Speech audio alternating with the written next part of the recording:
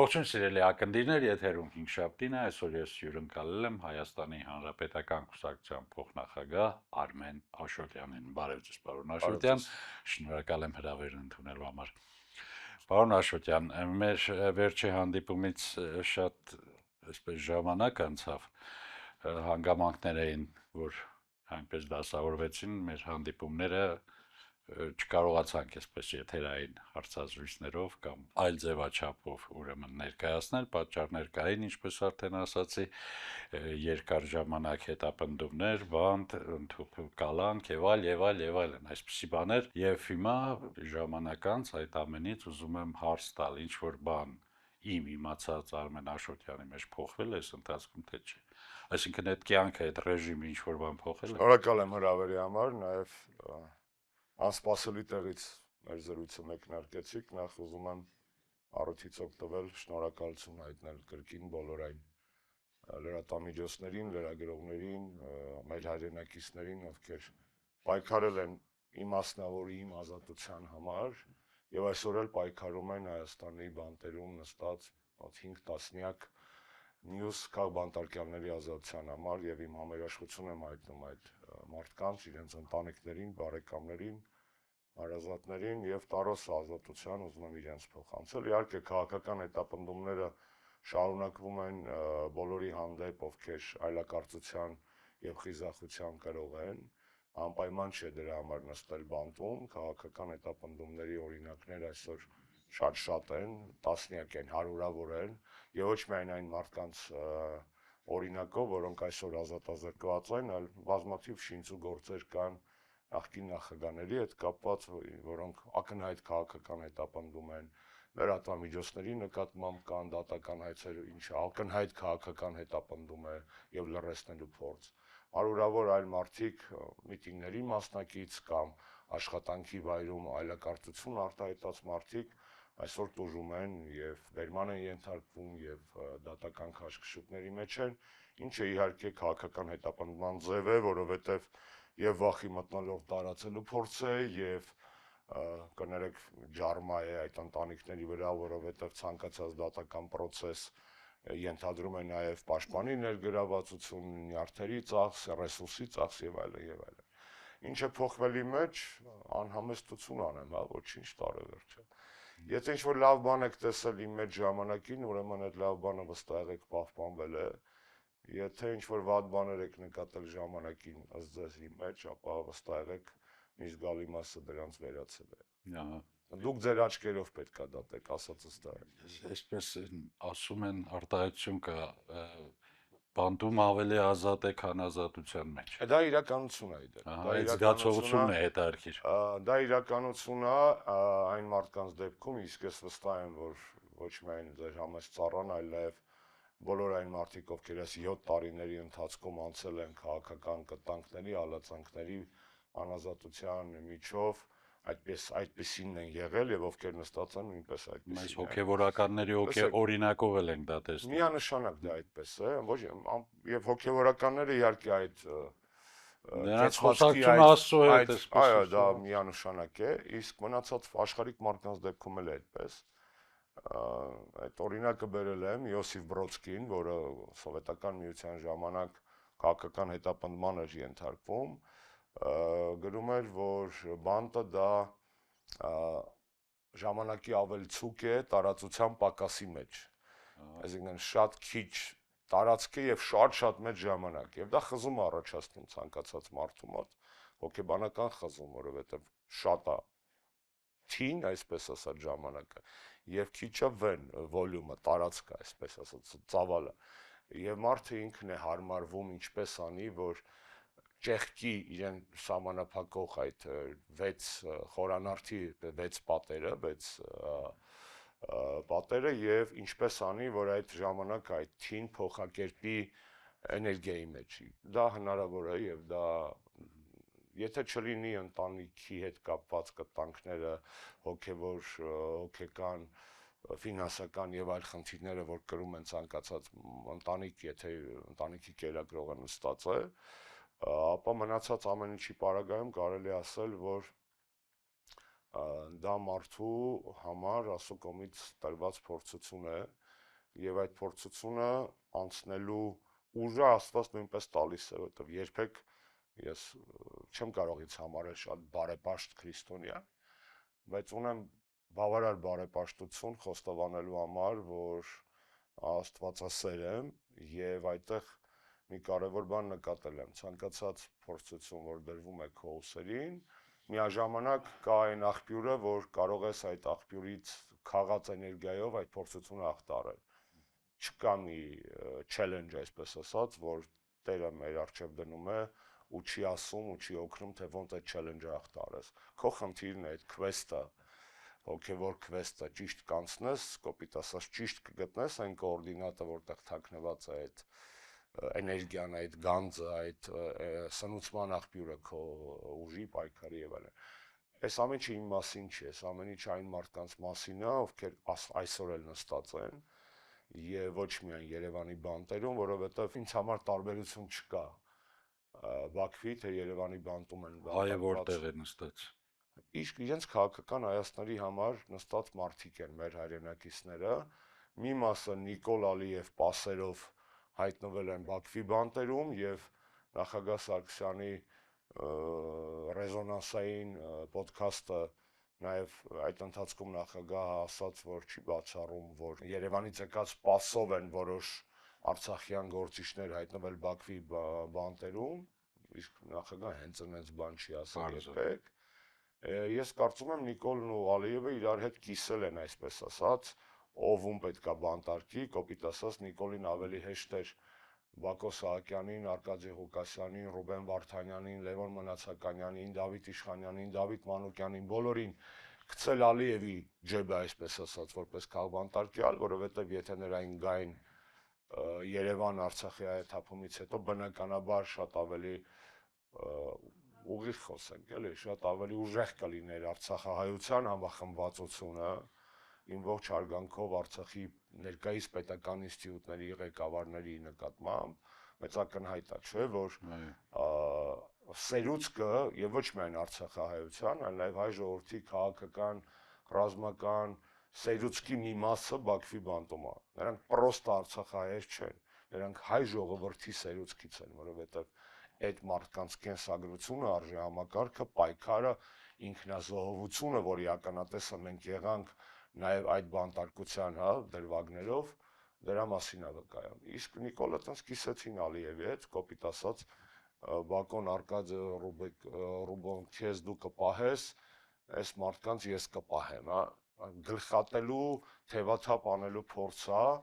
հայոց ազգային միտքը, հայոց քաղաքական միտքը, հայոց հոգևոր միտքը եւ դա իրականություն է։ Դա հեքիաթ չի, դա կոնսպիրոլոգիա չի։ Դա փաստ է, որ ունի աչք տեսնում է, որ ունի ականջ լսում է, բայց այդտեղ ամենակարևորը աչք ու ականջը չէ։ Դա ամենակարևորը խիղճն է։ Այսօրվա Հայաստանում արտաքին աշխարհի հետ հարաբերակցվելու այն ավանդական զգայրաներից ավելի ուժեղ բանը խիղճը, որովհետև արտաքին զգայրանները, օքեյ, քիթ, աչք, ականջ, հոտոտելիք, մաշկ, այդ սաղել ունեն։ Քանի կենթանի է, բառի ժիվոյի իմաստով սաղում են։ Բայց ո՞նց է մեկը տեսնում է, մյուսը չէ։ Ո՞նց է մեկը լսում է, մյուսը չէ։ Ո՞նց է մեկը զգում է, մյուսը չէ։ Ո՞նց է մեկինը ցավում է, մյուսինը չէ։ Խղճից է։ Խիղճն է բացում աչքերը, ականջները, հոտոտելիքները եւ թույլ չի տալիս քեզ ապրել ինքնախապեյության մեջ լավագույն դեպքում, մայախատսկրայու, կամ մասնակիցը դառնալ այն հրաշավոր process-ների, որոնց օրինակը մայր հաթոռի վրա վերջին գրողն էր դեկտեմբերի 18-ին։ Պարոն Աշոտյան, տեսեք, մենք ինչերից ենք խոսում մի երկրում, որը հռչակվել է ժողովրդավարության բաստիոն, որի իշխանության եկան, այսպես ասեմ, Արցախի հարցում իրենց այսպես հստակ ճակերտավոր դիրքորոշմամբ եւ այլն, ու մենք այսօր դեռ խոսում ենք մարդու իրավունքների ոտնահարումից, մենք խոսում ենք ազատությունները բռնաբարելուց եւ այլն։ Ցավոք շեշտադրում եք անում եւ տարեվերջը այո, ոչ միայն եւ ոչ այնքան տենց տարին ճռճռան ամփոփելու խլապուշկեքով հրավառություններով, ինձ համար պապիներով եւ ձյունանուշներով ամփոփելու ժամանակ է, այլ նաեւ խորելու ժամանակ է։ հասկանալու համար ինչպիսին էր անցնող տարին, պետք է ազնիվ լինել։ Անցնող տարին վատն էր։ Իտալիայի վարչապետը ինձանից երկար է ապրելու, որովհետև այն ինչ որ ինքը երեք ասաց մամուլում, ես է ուզում ասեի մոտակա հարցազրույցներից մեկում, ասաց այս տարին վատն էր, լավ հանգստացեք, որովհետև հաջորդը ավելի վատն է լինելու։ Բայց վերջը ես ուզում եմ փոխեմ, այս տարին վատն էր, որովհետև ամենակարևոր հարցը մենք չենք լուծել։ Հայաստանում ամեն ինչ վատ է, որովհետև անարդար է։ Շատ ամեն ինչ անարդար է։ Եվ Նիկոլը այդ անարդարության սիմպտոմն է։ Այսինքն Նիկոլին հեռացնելը նպատակը չի, միջոց է նպատակին հասնելու համար, հետ նիկոլական Հայաստան կառուցելու համար։ Ինչպես քանիցս փորձում եմ այս բանաձևումը անել, որ մտնի ավելի հանրային քննարկման դաշտ, խնդիրը միայն անտի-Նիկոլը չի։ Խնդիրը նաև պոստ-Նիկոլն է։ Անտի-Նիկոլ լինելը այսօր, այո, քաղաքացիական կեցված կա պահանջում։ Պոստ-Նիկոլը պահանջում է նաև ինտելեկտուալ դիրքավորում, պատասխանատվություն երկրի հետագայի համար, ինչը մեր ուժը կոնկրետ վստահաբար ունի դա անելու համար։ Իսկ հարցի սկիզբը էլի լավ պրովոկացիոն ձևակերպում տվեցիք, ժողովրդավարության բաստիոն, իրականության մեջ դա երբեք այդպես էլ չի եղել, մենք երբեք ժողովրդավարության բաստիոն չենք եղել։ Նիկոլը եկավ խոստանալով այդպիսի բաստիոն կառուցել, բայց այդտեղ կա օքսիմորոն, էլի, բաստիոնը ինչ է։ Բաստիոնը այտենց քարե պատերով, կրակելու համար նախատեսված բաներով, պաշտպանական բարձր դիրք լավ։ Հա, ինքը մարդու իրավունքների մասին բառ չի։ Մարդու իրավունքների իրական ջատագովները, անգամ եթե չլիներ այս ամեն ինչը, չեն կարող բաստիոն բառը օգտագործել, որտեղ բաստիոնը այտենց պաշտպանական, ագրեսիվ կառույց է, միլիտարիստական կառույց է։ Մարդու իրավունքները միլիտարիզմի մասին չեն։ Եվ այստեղ էլ կա, հա, այդ իրանց այդ փուչիկ խոսույթի եւ իրականության միջև խզվածքը, դա անգամ բառամթերքի օգտագործում։ Էլ չասեմ, որ այսօրվա Հայաստանը ոչ թե ժողովրդավարության բաստիոն է, այլ բաստիլիա է։ Զնդան է, մի մեծ զնդան, այո, բաց երկնքի տակ։ Առաջ, ինչպես խորհրդարանը մի օր ասացի, Հայաստանը հայտնի էր թանգարան բաց երկնքի տակ, հա, տուրիստական բանով, դիրքավորմամբ, այսօր մենք բանտ ենք երկնքի տակ, մեծ բանտ, որովհետև անգամ այն մարդիկ, որոնք նստած չեն, մեկը անազատության մեջ է։ Եվ պատահական չի, որ հանրապետական կուսակցության երեք հեռարձակված ամանորյա եւ տոնական այսպես կոչ, տոների առիթով ոչ թե տոնական տեսահոլովակը հենց ազատության մասին էր եւ սա է մեր թիվ 1 մաղթանքը 26 թվականի համար։ Ազատություն ոչ միայն այն մարդկանց, որոնք հենց հիմա նստած են, այլ ազատություն ողջ հայ ժողովրդին եւ ազատություն մեր երկրին, որովհետեւ ամենաստից բանը, հա, տեսեք, ոմանց թվում է, որ այս թանկացումները, հարկերը, գույքահարկը, բանը, այս սաղ որ թանկացրել են, բյուջե լցնելու մասին են միայն, չէ, դա ավտորիտար կառավար չի, կառավարման գործիքներից մեկն է, խի, որովհետեւ եթե ես որպես Աստված կարոտ բայա, նրանց փոխարեն թանկացնում եմ ձեր կյանքը, թանկացնում եմ, դժվարացնում եմ ձեր ապրելը, հոգս եմ դնում ձեր ուսերին, դուք ավելի քիչ ժամանակ եւ ռեսուրս եք ունենում զբաղվելու ոչ թե ձեր կենցաղով, ձեր գազով, ձեր կոմունալով, ձեր գույքահարկով, ձեր շտրաֆերով, դուք քիչ ժամանակ ու ռեսուրս եք ունենում զբաղվելու քաղաքականությամբ, զբաղվելու երկրի հոգսերով, մտածելու այլի մասին, քան պրոստը փորնա, ստամոքսը եւ մնացած բնական օրգանները, հա։ Այս ավտորիտար կառավարման ձևը հոգսը ավելացնել ՀՀ քաղաքացիների այն աստիճանի, որ մարդկանց մոտ քիչ ժամանակ եւ քիչ ռեսուրս մնա զբաղվելու այն միով հացիվից այն կողմ բանով, էլի, խնդիրներով։ Եվ այստեղ այս գործիքը իրենք շատ լավ օգտագործում են։ Ինքն մենակ ԱԱԾ-ն ոստիկանությունը, քննչականները ու դատարանը չի, որ անազատություն է ստեղծում, անազատություն է ստեղծվում նաև ՊԵԿ-ի միջոցով, անազատություն է ստեղծվում հեծի խլման միջոցով, անազատություն է ստեղծվում Երևանի քաղաքապետարանի հակաժողովրդական որոշումներով, թանկացումների հետ կապված, այս ամեն ինչը անազատության մասին է։ Եվ ինչպես ասացի քիչ առաջ, ազատ լինելու համար մի հատ բան է պետք, ճտիկ է, այտենց մարդ, ես վստահ եմ այդ ճտիկը շատերի մոտ է միանալու 26 թվականին, այդ խրճի ճտիկն է, որտեվ հենց այդ միանում է, այն մուլտիկներ էին մեր ժամանակ լինում տենց այն, չար կախարդները կախարդում էին մարդկանց,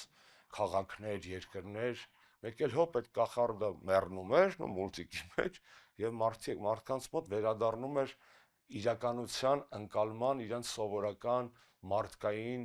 բարոյական բանը մեթոդը, այսպես ասած։ Եվ այստեղ այդ է 26 թվականին մեզ պետք, որ Նիկոլ Փաշինյանը կնքի իր քաղաքական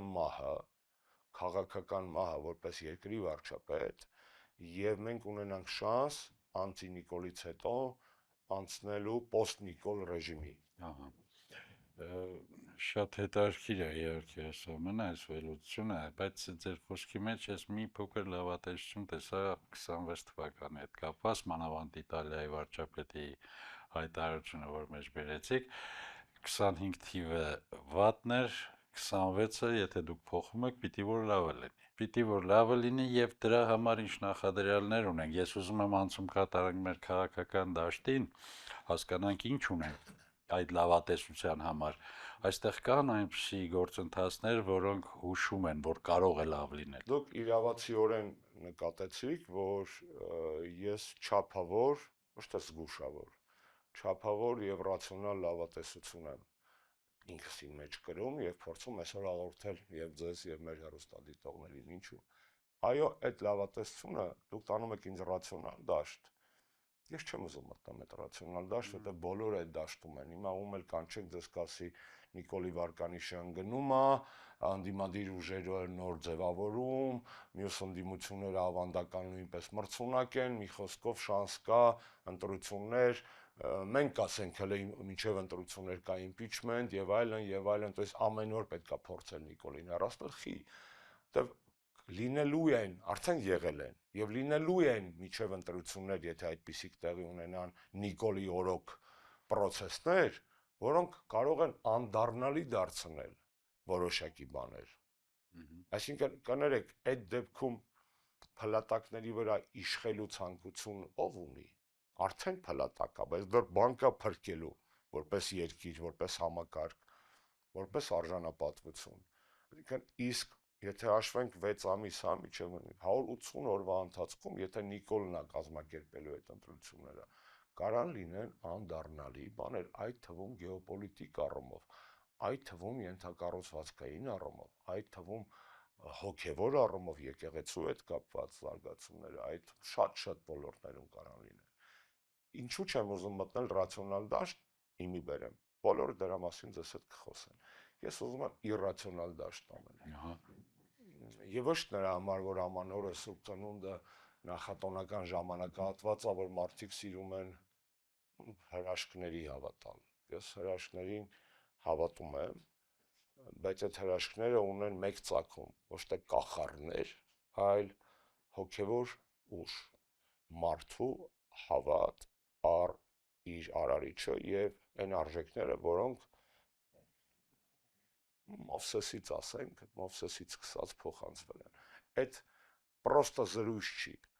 Իմ լավատեսությունը իրրացիոնալ է, որովհետեւ քրիստոնյան չի կարող չլինել լավատես։ Եթե մենք ասում ենք, որ մենք քրիստոնյա ենք, դա միայն խաչակնքվելը չի։ Դա ամենակարևոր բանը հավատն առ այն, որ այս կյանքով դու վաստակում ես այլ կյանք ունենալու իրավունք։ Այսինքն կա կյանք մահից հետո։ Այդ քրիստոնեական պոստուլատն է։ Քրիստոնեությունը իր բոլոր արարողություններով, իր բոլոր խորհրդանշական բաներով հանդերձ, այդպես ասած, հա, նախ եւ առաջ դրա մասին է, փրկության չէ։ Եթե մենք լավատես ենք,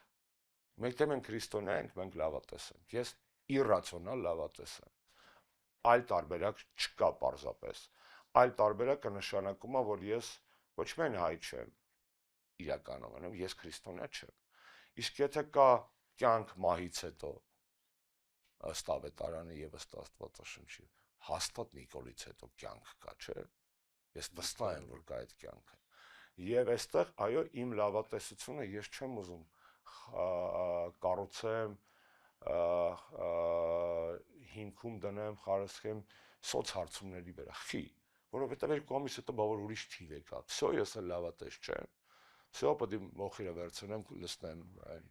18 թվականին Նիկոլը միտինգ էր ժամանակ նախընտրական, ասում էր այն հանրապետականները, այն Աշոտյան, ասում է, սաղ օրը հողը լստում են գլխներին, ասում են, վայ, նանե, Նիկոլը Արցախ է եկել է տա, հա, ու սաղ ռեխերը բացած այդ իրական էր այս բառիս համար, այդ բեմի վրա, սաղ իրա քպն, այդ բերանային բացվածքը բացած հռհռում էին, 18 թվականի նոյեմբերին, այդ կադրերը կան։ Ինձ ասում են, ես եկել եմ, որ Արցախը տա։ Հիմա բա ինչ է, դրա համար եմ ասում, հա, ես չեմ ուզում, իհարկե, այդ սաղ ճիշտ է, քաղաքական գործի համար, քաղաքական գործիքակազմը կարևոր է, բայց ես ինձ վաղուց պրոստը քաղաքական գործիչ չեմ համարում, ես ինձ համարում եմ մարդ, ով պարտավոր է խոսել շատ ավելի բաց, քան քաղաքականները խոսում են որպես կանոն, ու շատ ավելի ազնիվ, ու շատ ավելի խորը բաների մասին, որովհետև զգում եմ իմ մեջ այդ ոչ միայն ունակությունը, այլ պարտավորությունը դա ասելու, հակառակ դեպքում այս հաղորդակցումը անիմաստ է, եթե ես ձեզ պրոստը պետք է գամ, խոսեմ ծեծված կամ տենց ջրի երեսին երևացող անալիթիկաներ, օքեյ, այս սոցհարցումով Նիկոլը շատ վատ է, մյուս սոցհարցումով կարա լինի մի քիչ վերև, սոցհարցումները չի կարևորը, կարևորը մենք ինքներս հավատանք այն հնարավորությանը, որը իհարկե օրացույցային մեծ բան չկա այս տոնի մեջ, ընդամենը ասում է այտենց երկրագունդը եւս մի պտույտ ավարտում է արեգակի շուրջ, տակը բան չկա, բայց դրա սիմվոլիզմը ուրիշ է, ոչ թե օրացույցային մոգականությունն է, այլ սիմվոլիզմը հենց թեկուզ Սուրբ Ծննդի խորհրդի մեջ է, իսկ մեզ Սուրբ Ծննդի առիթով պետք է ազգային վերածնունդ ու դա ակնհայտ է, ուրիշ որևէ տեղ այդ էներգիան դժվար է գտնել, ինչու Բագրատ Սրբազանի մոտ ամենալավը ստացվեց այս բոլոր շարժումների մեջ, որովհետև ինքը պրոստը քաղաքական գործիչ չէր, չէ՞ մեծ հարց է ինքը քաղաքական գործիչ է, թե չէ Թորների Սրբազանը, ինքը իրանով համար չէ, ես վստահ եմ ինքը ազգային հոգևոր գործիչ է, ինչը կլասով շատ ավելի բարձր է, քան պարզապես քաղաքական գործիչը, եւ ամենաշատը իր մոտ ստացեց հավակնաշնչել, որովհետեւ իր շեշտադրումը այս արժեքների վրա էր, իր շեշտադրումը Նիկոլի դրամավարկային քաղաքականության ձախողման կամ արտաքին պարտքի, չէ, իր շեշտադրումը մեջից լույսը նորից վառելը, եւ դա հնարավոր է անել, որովհետեւ այդ ներուժը մենք ունենք, ու եկեղեցու դեմ Նիկոլի հարձակումները նաեւ դրանով են պայմանավորված, որովհետեւ ցանկացած ռեսուրս սպառվում է, ցանկացած հոգևոր ռեսուրսը միակ պերպետում մոբիլն է, վեճնի դվիգծն է, որը ոչ մի ձև չի սպառվում։ Եթե դու մեջն ես, այդ էներգիան քո մեջ, այդ մշտական, այսպես ասած, այդ պերպետում մոբիլը վեճնի դվիգծելի էներգիան միայն հոգևոր էներգիան ունի, աղբյուր ունի։ Մնացած բոլորը սպառվում են, ԶԼՄ-ները սպառվում են, քաղաքական գործիչները սպառվում են, գեոպոլիտիկ հովանավորները սպառվում են, սաղ սպառվում է։ Միակ բանը, որ չի սպառվում, այդ մեջի միակ աղբյուրն է, որի վրա պետք է կառուցել։ Ու Սրբազանի մոտ դրա համար ստացվեց, որտեղ իր մոտ ստացվեց շատ-շատերի սրտերում այդ միկրոռեակտորները խոդի գցել։ Եվ մեր խնդիր անդիմության, ով վազում է մանդատի հետևից որպես նպատակ, թող վազի, ով վազում է ռեյտինգի հետևից որպես սեփական եսի էրոգեն զոնաները բզբզելու միջոց, թող վազի, ես պրոբլեմ չունեմ։ Իրանք են դա անում։ Իմ խնդիրը, իմ թիմակիցների խնդիրը, մեր կուսակցության խնդիրը այդ ազգային վերածննդի հավատը ներշնչելն է։ Պոտենցիալ ունեցող քաղաքական գործիչներ դա անելու համար կան։ Պոստ Նիկոլ կառուցելու պոտենցիալ ունեցող քաղաքական ուժեր կան, հանրապետականից սկսած։ Մեզ մոտ կարա ստացվի, բայց նորից կրկնեմ, դրա սկզբնաղբյուրը ոչ թե արտաքին փրկիչն է, որը տենց պետքա գա, փրկիչ եղել է, այդ մի մարդն է եղել փրկիչ, էլ չեմ ասում, որ իրան դրել է փրկչի տեղ, պետք է միշտ պատրաստ լինի խաչվելու։ Մեր փրկիչների 90%-ը հենց խաչը տենում են, մեխերը տենում են, փախնում են, էլ փրկիչ չեն։ Պարոն Աշոտյանից կարող եմ ձեզ անվերջ լսել ես։ Կներեք, հա դուք Չէ, ես քանի որ ժամանակի համար չեմ ասում։ Մենախցում երկար եմ Իհարկե հասկացել, դեռ հետաքրքիր է ինձ, իհարկե շատ հետաքրքիր է ինձ հիմա այս զրույցը մեր։ Այնուամենայնիվ նախընտրական տարի է եւ ընտրություններում էլ գիտենք, որ պիտի հաղթի որևէ քաղաքական ուժ, այսինքն քաղաքականություն չեն կարող բացառել, այստեղ քաղաքականությամբ պիտի զբաղվեն։ Դուք ասում եք, ես քաղաքականությամբ չեմ զբաղվում եւ ավելի ռացիոնալ դաշտում եմ ուզում գտնվել։ Այստեղ հիմա եթե բոլոր ընդդիմադիրները հանկարծ սկսեն մտածել այդպես, մենք ինչ կունենանք վերջում ընտրությունների նախորդ։ քաղաքականությամբ չեմ զբաղվում։ Չէ, ասում եք, ես քաղաքական գործիչ չեմ։ Մոտավորապես այսպես։ Այդ փուլը իմ համար անցել է։ Ես այդ իմ քաղաքական մենք ինչ կունենանք վերջում։ Եթե բոլոր ուժերը մոտենան խնդրին այնպես ինչպես հանրապետականը, Նիկոլը չի լինելու։ Ահա։ Եթե սիրեն ոչ թե իրանց քաղաքականության մեջ, եթե նույնիսկ վերցնում են քաղաքականությունը որպես թաթերաբեմ, այլ քաղաքականությունը իրենց մեջ, վաղուց Նիկոլը չէր լինելու, վաղուց։ Խնդիրը այո դրա մեջ է նաև։ Եվ իմ ասած սխեման նրա մասին չի, որ եկեք քաղաքականությամբ չզբաղվենք։ Իմ ասած սխեման այլ բանի մասին է, որ այսօրվա քաղաքականությունը, այս կռիվը Հայաստանում այս ճգնաժամը քաղաքական չի։ Հետևաբար միայն քաղաքական գործիքակազմով այն չի հանգուցալուծվելու, ապացուցեմ։ Եթե այս խնդիրը լիներ քաղաքական, ապա կներեք 21 թվականի ընտրությունները, որոնք քաղաքական ակտ էին, այս խնդիրը կլուծվեր։ Նիկոլը խի գնաց ընտրությունների արտահերթ։ Հազա որ լեգիտիմացնի կապիտուլյացիան եւ որ պարթողի նաեւ դրսի նա գնաց ընտրությունների նաեւ այն պատճառով, որ կարծում էր, որ ընտրություններով որպես քաղաքական գործիք ինքը կարա լուծի քաղաքական ճգնաժամ։ Ու վերարտադրվի նաեւ։ Բայց այս ճգնաժամը քաղաքական չի։ Բոլոր այն մարդիկ, ովքեր կարծում են, որ այս ճգնաժամը քաղաքական է ու կարծում են, որ միայն տոպը ընտրություններով իրան կարան այս խնդիրը լուծեն, չարաչար սխալվում են։ 21 թվականը չեմ ուզում երեսով տալ, բայց կներեք, այս այն դեպքն է, որտեղ մենք ճիշտ էինք ու շատ-շատերը սխալվեցին։ 21-ից այդ դեժավյուի բանը, այդ տպավորությունը ունեմ ես հիմա որոշ գործիչների ուժերի բանից, եկեք դուրս գանք այդ վիճակից։ Նորից եմ կրկնում։ 26 թվականի ընտրությունները ընդամենը քաղաքական մեխանիզմով արժեհամակարգային կոնցեպտուալ հոգեբանական ճգնաժամ մեր երկրում ստեղծված լուծելու միջոց պետք է լինի։ Բայց եթե չես գիտակցում, որ խնդիրը բարոյա հոգեբանական է, արժեհամակարգային է, ցիվիլիզացիոն է, եթե ուզում ես այդ բառն էլ օգտագործել, իրոք ցիվիլիզացիոն է արդեն։ Դու պրոստ մենակ ընտրություններով այս խնդիրը չես կարող կարգավորել։ Ռուսերեն մի հատ լավ բառ կա, ռաստարմաշից, ասեն բզբզել։ Իմ խոսքի, իմ ներվի, իմ ազնվության, իմ անսովոր խոսույթի հիմքում ընկած է այս փաստի գիտակցումը, որ խնդիրը պրոստը քաղաքական չի։ Եթե լինի պարզապես քաղաքական խնդիր, քաղաքական գործիքով, ընտրություններով, այդ ածվերտկով, այդ բանով կլուծվեր հարցը, 21-ից հետո ճգնաժամ չի լինի։ Այդ շարունակվեց, չէ։ Խնդիրը ավելի խորքն է, եւ Նիկոլը դա լավ է գիտակցում, չէ։ Նորից եմ կրկնում, եկեղեցու դեմ իր արշավանքի գարշահոտ արշավանքի հիմքում մի քանի գործոններ են, որից մեկը հենց էսա, որ եկեղեցին է այն մշտական էներգիայի կրող խրանիտելնության, այսպես է, պահապանը, որից Նիկոլը վախենում է։ Դեռ եթե դա լինի ուրիշի ձեռքում, այո, թո իրացիոնալ հնչի իմ ասածը։ Բայց եթե այդ բանը, այդ էներգիայի աղբյուրը լինի ուրիշի ձեռքում, Նիկոլի համար դա մեծ վտանգ է, որտեղ այդտեղից է գալու փրկությունը։ Քաղաքական ոչ մի, չեմ ասում այդտեղից հենց եկեղեցուց, բայց ընդդեից, որտեղ եկեղեցին պահում է այս արժեհամակարգը, դեռևս փայփայում է այս արժեհամակարգը։ Եվ եթե լավատեսությունը, որ մենք կարող ենք փոխել մեր շրջապատող իրականությունը, եթե փոխվենք ինքներս, նախ եւ առաջ մեր ներսում, այս բանաձևի լայն գիտակցումը, այո, կարող է բերել եւ վաղաժամ իմպիչմենտի, այսպես ասած, եւ ընտրություններում հաղթանակի, բայց գնալ քաղաքական ուզում եք Տրամպի տեխնոլոգներին վարձեք, ժողովուրդ ջան, կներեք, ուզում եք Սանդուի տեխնոլոգներին վարձեք, ուզում եք եսին, ինչ տեխնոլոգներ ուզում եք վարձեք, ուզում եք Կրեմլից բերեք տեխնոլոգիա։ Եթե խնդրին մոտենում ես պարզապես որպես տեխնոլոգիա, ոչ թե որպես քաղաքակրթական բախում,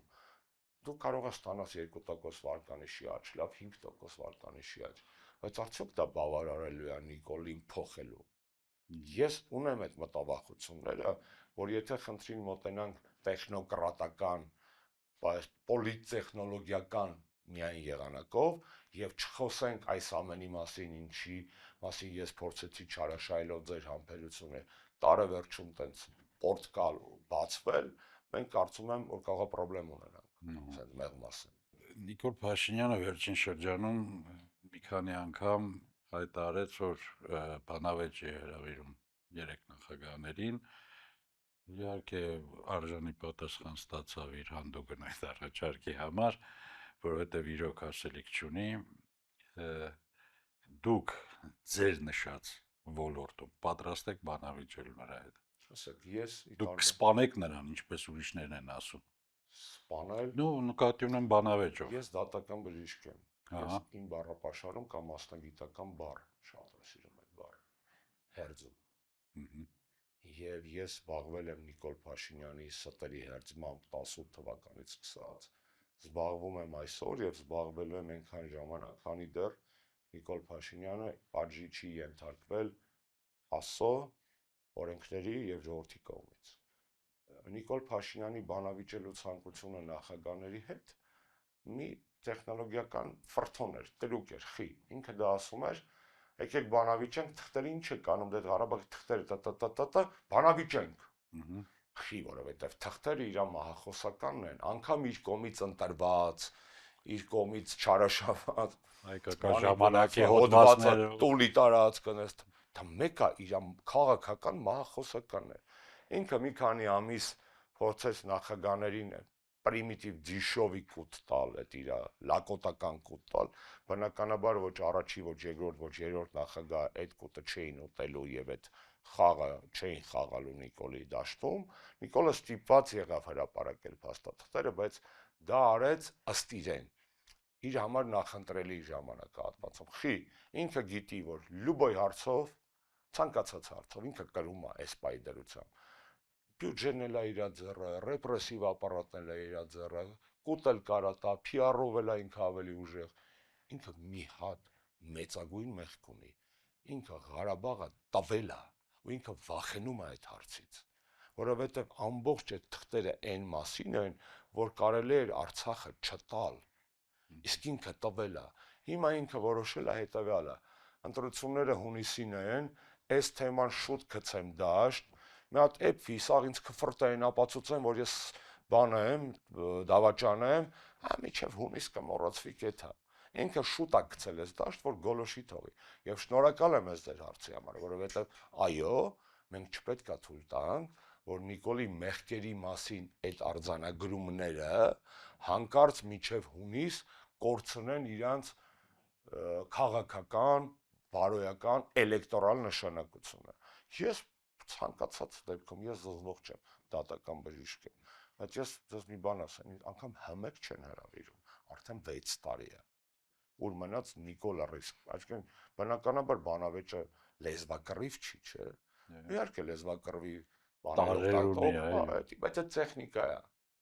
այդ տեխնիկա է, եթե դու չունես ասելիք, ուզում ես ֆալցետով գոռալ, ոնց որ Նիկոլը սիրում է անել, ասելիք պետք է ունենաս։ Կոնտենտի իմաստով ինքը ասելիք չունի, ինքը երբ է կրում, ինքը կրում է մի դեպքում, երբ որ լծակը իր ձեռքերում է, օրինակ, ազգային ժողովում ընդդիմությունը հարց է տալի, ընդդիմության հարցու պատասխանը արդեն հետևյալ մեխանիզմ ունի, որ իրան օգուտ է, ընդդիմադիրը հարց է տալի, Նիկոլը պատասխանում է, ընդդիմադիրը դաբիտ է անում, Նիկոլը պատասխանում, վերջի խոսքը իրանն է, պլյուս ինքը անսահմանափակ է խոսում, Ալեն Սիմոնյանը աչքա փակում վաղուց իր այդ կանոնակարգային խախտումների վրա։ Նիկոլը վերջում է խոսում այնքան ինչքան ուզում է։ Այդտեղ շատ դժվար է, ընդդիմության չեմ մեղադրում խորհրդարանական, որ չեն կարող այդտեղ Նիկոլին բռնել, պայմանները համարժեք չեն։ Հələ մի բան էլ ավելացում են ընդդիմադիրները, անվտանգությունը լցվում է, դահլիճից ստանում է, լավագույն դեպքում, եթե չասեմ, Նիկոլ Անձամբա գալի հաթաթա տալու, այսինքն, բայց հավասար պայմանների դեպքում 19-րդ 20-րդ դարում այդ էսել ասեմ ու վերջացնենք այդ բանի մեջ շամարտի տուրնիրները կոմերցիոն էին, ծախվում էին, բայց կար մի հատ տարեվերջյան տուրնիր, որը անցկացվում էր Համբուրգում եւ որը մաքուր տուրնիր էր, այսինքն սարքոցի չկար, բոլոր ուժեղ խմբիչները բադդուբնի հավաքվում էին այնտեղ տարին մի անգամ Համբուրգում փակ մրցույթ էր, որ ճշտով ուժեղին գտնեն, եւ դա կոչվում էր Համբուրգյան հաշիվ, Գամբուրգսկի շոտ։ Այ Նիկոլի հետ քաղաքական բանի հետ կապված ոչ միայն ձեր խոնարհծառան, Հայաստանի քաղաքական դաշտում առնվազն մի տասնյակ մարդ կա, այդ թվում իմ կուսակցությունից, որ հավասար պայմանների պարագայում, հավասար պայմաններ, եթերաժամանակ եւ այլն, վստահ եմ Նիկոլի հետ կապված բովանդակային առումով որևէ այսպես շանս չունեն կրվելու։ Պես վստահ եմ դրանում։ Այսինքն այդ խնդիրը մենակ այնպես չի, որ այնց ես եմ այնց երում, չէ՞, էլի մարդիկ կան, որ դա կարան անել հավասար պայմաններով։ Եթե մենք կարող ենք այս անհավասար պայմաններում իրան բշտել, հունից անել, ստիպել, որ ինքը, չեմ ասում միշտ, բայց երբեմն մտնի մեր օրակարգ, արձագանքի մեր քննադատություններին եւ մատնանշումներին, պատկերացեք հավասար դաշտում ընդդիմադիր բազմաթիվ գործիչներ կան, որ դա կարող են անել, այդ թվում այլ կուսակցություններից։ Պարոն Աշոտյան, այնպես է ստացվել, որ մեր այս հարցազրույցը հինգշաբթի վերջին հանդիպումն է հարգելի հեռուստադիտողի հետ, այս տարվա մեջ վերջի հանդիպումը, եւ կուզենայինք ձեր մի քանի բարեմաղթանք լսել բոլորով հեռուստադիտողի։ Պատիվ է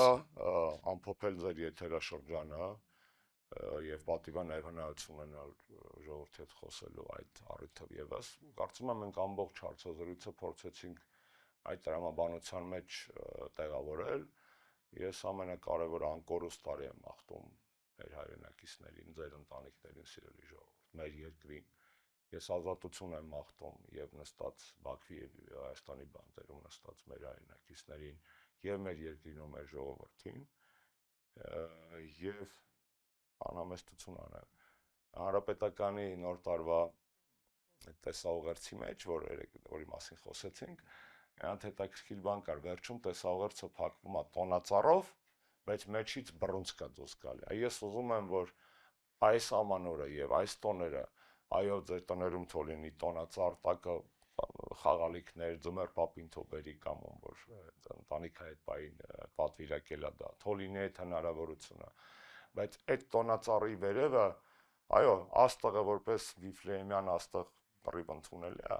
բայց մտովի պատկերացնենք, որ տոնածառի գագաթում այս բռունցքն է, որ ձեր տների տոնածառի մեջ 26 թվականին այս սենց տոնածառը լինելու, բռունցքով, ազատության, պայքարի, արժանապատվության, ձեր երեխաների եւ թոռների համար լավ կյանքի, ավելի լավ կյանքի տոնածառ։ Շնորհավոր։ Շնորհակալ եմ հետաքրքիր զրույցի համար։ Կհանդիպենք արդեն եկող տարի, սիրելի բարեկամներ։